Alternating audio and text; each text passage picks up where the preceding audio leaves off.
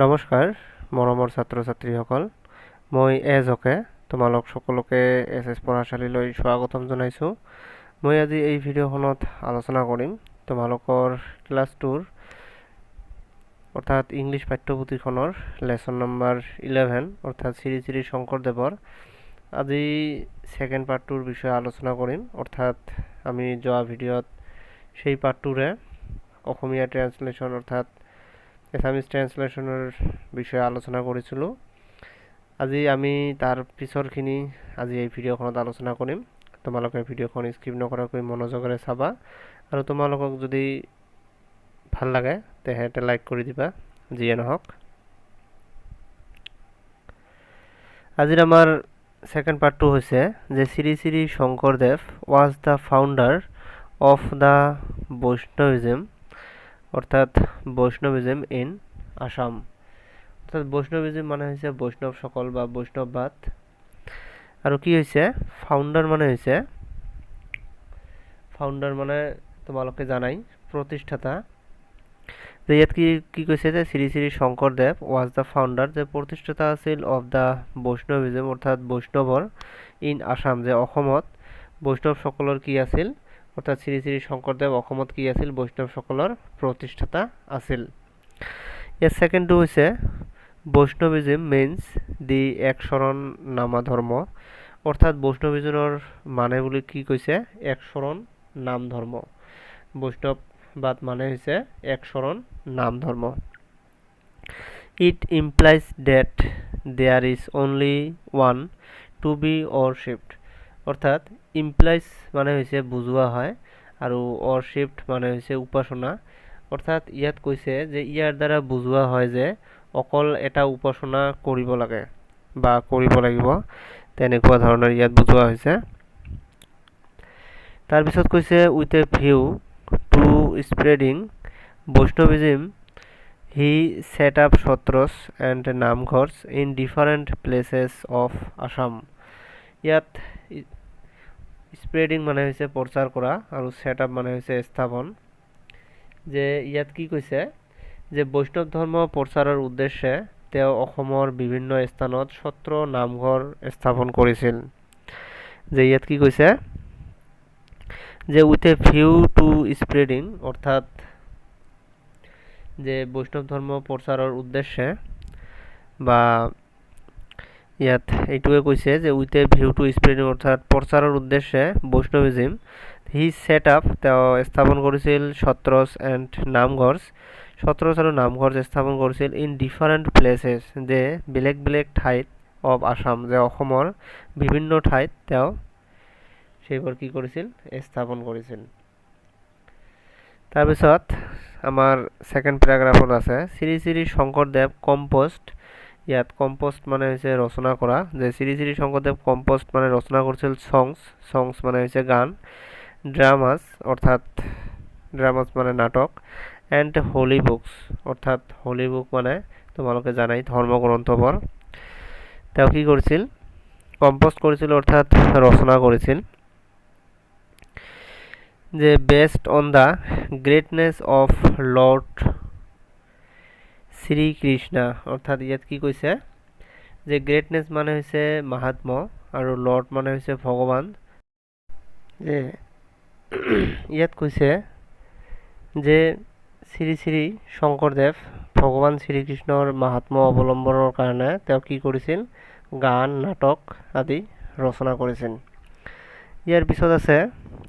যে কীৰ্তন ঘোষা দশমা দি Uttarakhand of the Ramayana Bhakti Ratnakar Gunamala etc are his best creations. যে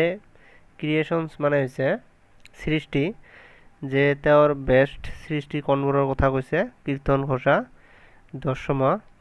দি Uttarakhand of the Ramayana অৰ্থাৎ ৰামায়ণৰ উত্তৰাখণ্ড ভক্তি ৰত্নাকৰ গুণমালা আদি এইবোৰ আছিল কি তেওঁৰ বেস্ট সৃষ্টি। ক্ৰিয়েশনস মানে হৈছে সৃষ্টি। ইয়াৰ পিছত আছে যে he wrote 6 Ankiya nats also যে তেওঁ আৰু কি কৰিছিল 6খন অংকীয়া নাটক লিখিছিল the borgeets are the unique and excellent creations যে বৰগীতখন তেওঁৰ কি আছিল তাৰ বৰগীতটো তেওঁৰ এটা কি আছিল অন্যতম সৃষ্টি অৰ্থাৎ ইউনিক মানে হৈছে একমাত্ৰ আৰু এক্সিলেণ্ট মানে হৈছে অতি সুন্দৰ যে বৰগীতখন তেওঁৰ কি আছিল অতি সুন্দৰ আৰু একমাত্ৰ তেওঁৰ এখন সৃষ্টি আছিল তাৰপিছত কৈছে ইয়াত যে এবভ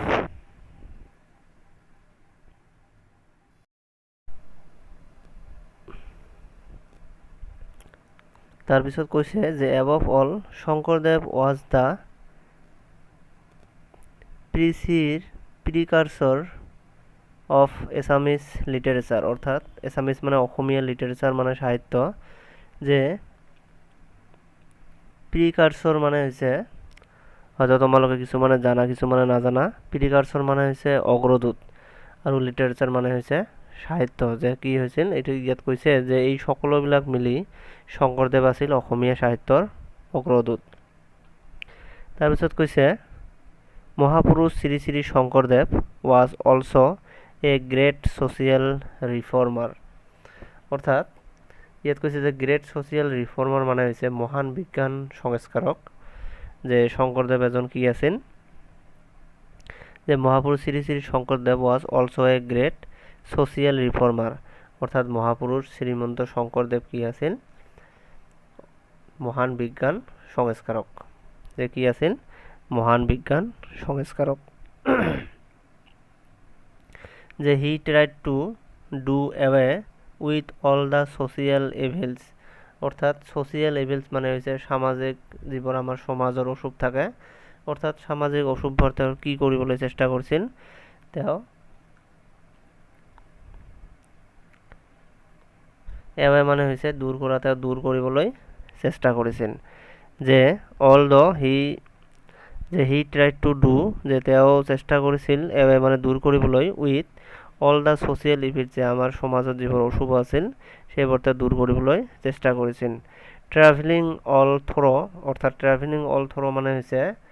যে ৰাজ্যৰ সকলো ঠাই ভ্ৰমণ কৰি হি preached his religion and reformed the society যে ইয়াত কি কৈছে তেওঁ গোটেই সামাজিক অশুভ দূৰ কৰাৰ চেষ্টা কৰিছিল তাৰপিছত কি কৈছে যে গোটেই ৰাজ্য ভ্ৰমণ কৰি তেওঁ তাৰ ধৰ্ম প্ৰচাৰ কৰিছিল আৰু কি কৰিছিল সমাজৰ সংস্কাৰ কৰিছিল তাৰপিছত এতিয়া আমি নেক্সট পেৰাগ্ৰাফটো আলোচনা কৰিম ইয়াত কৈছে Shri Sankardev is regarded as the founder of Assamese nation ইয়াত কৈছে যে শ্ৰী শংকৰদেৱক অসমীয়া জাতিৰ কি বুলি কোৱা হয় প্ৰতিষ্ঠাতা হিচাপে গণ্য কৰা হয় যে শ্ৰী শংকৰদেৱ ইজ ৰিগাৰ্ডেড অৰ্থাৎ গণ্য কৰা হয় as the founder of Assamese nation যে অসমীয়া জাতিৰ প্ৰতিষ্ঠাতা হিচাপে তেওঁক কি কৰা হয় গণ্য কৰা হয় his contribution to the Assamese nation literature culture and religion can not be measured যে কি কৈছে অসমীয়া জাতি সাহিত্য সংস্কৃতি আৰু ধৰ্মত তাৰ অৱদান পৰিমাপন কৰিব পৰা নাযায় যে তেওঁৰ যিটো অৱদান আছে সেইটো পৰিমাপন কৰিব পৰা নাযায় তাৰপিছত he lived for 119 years and died in Cooch Behar during the reign of Narayana the famous Koch king of Assam যে কি কৈছে ইয়াত হি লিভড ফৰ 119 অৰ্থাৎ 119 বছৰ তেওঁ জীৱিত আছিল এণ্ড ডাইড তাৰপিছত মৃত্যুবৰণ কৰিছিল ইন কোচ বিহাৰ যে কোচবিহাৰত তেওঁৰ মৃত্যুবৰণ কৰিছিল during the reign of Narayan the famous Koch king of Assam যিত কৰিছিল তেওঁ 119 বছৰ জীৱিত আছিল